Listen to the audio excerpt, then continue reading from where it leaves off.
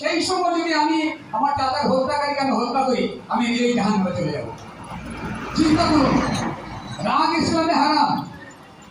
সেই রাগ ওঠার কারণেই তিনি তার চাচার হত্যাকারীকে ছেড়ে দিয়েছিলেন। আর আমরা সামান্য অপরাধ করলে কি করছে? বম বানছে, বম বানছে। আপনার বেলগ্রাম, তারপরে নিমা, বিভিন্ন জায়গাতে বম পাওয়া হয়েছে। আপনাদেরকে অনুরোধ করছি, আপনাদের ছেলেপেলেকে লেখাপড়া শেখান। কোরআন শরীফে প্রথমেই দেখুন কি লেখা আছে, ইকরা বিস্মে রব্বুকা, পড়ো তোমার প্রভুর নামে। আল্লাহ বলেছেন পড়ো তোমার প্রভুর নামে। পড়তে বলেছেন, কেন পড়তে বলেছেন?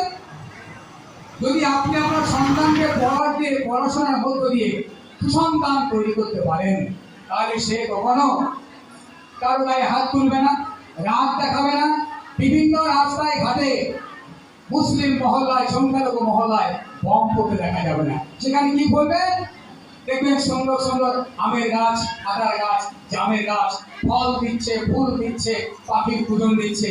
আর আপনি কি করছেন? আপনি আপনার সন্তানের জন্য গর্ব করছেন যে আমার ছেলেটা আল ইসলামিয়া মিশনে গিয়েছিলাম বলে আজকে সে লেখাপড়া শিখেছে, ইসলামের শিক্ষায় শিক্ষিত হয়েছে, বইয়ের শিক্ষায় শিক্ষিত হয়েছে, সে একটা চাকরি করছে, কিংবা চাকরি না করলে অন্তত ভালো মানুষ হয়েছে। এই ভালো মানুষ হওয়াটা কিন্তু শিক্ষার সবচেয়ে বড় মূল্য।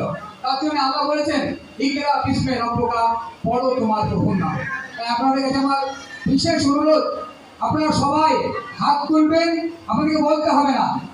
একটা বিখ্যাত কবির একটা বিখ্যাত কথা আছে যে ব্রিক্স that the man is also dead, অর্থাৎ মানুষ কিন্তু মরার আগেও মরে।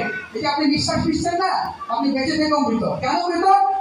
ওই যার মধ্যে মনুষ্যত্ব নেই, যার মধ্যে শিক্ষা নেই, যার মধ্যে পরের প্রতি আদব নেই, যে ক্ষমা করতে জানে না, যে মানুষকে ভালোবাসতে জানে না, যে শিক্ষককে সম্মান করতে জানে না, সে আবার কি? সে তো মোরা, সে বেঁচে থেকে নেয়, সে শ্বাস নেই শুধু, কিন্তু তার মধ্যে জীবন নেই, তার মধ্যে জীবন নেই। আজকে আমাদের প্রতিজ্ঞা হোক, কি প্রতিজ্ঞা? আমাদের প্রতিজ্ঞা হয় মাই strength is strength of strength because my heart is pure. যদি পারেন তো আমার সঙ্গে সঙ্গে বলুন, মাই strength is strength of strength because my heart is pure. মানে আমি হলাম 10 জনের থেকে শক্তিশালী, আমি একা হলেও আমি 10 জনের থেকে শক্তিশালী, কারণ আমার বিবেক পবিত্র। আর এই বিবেককে পবিত্র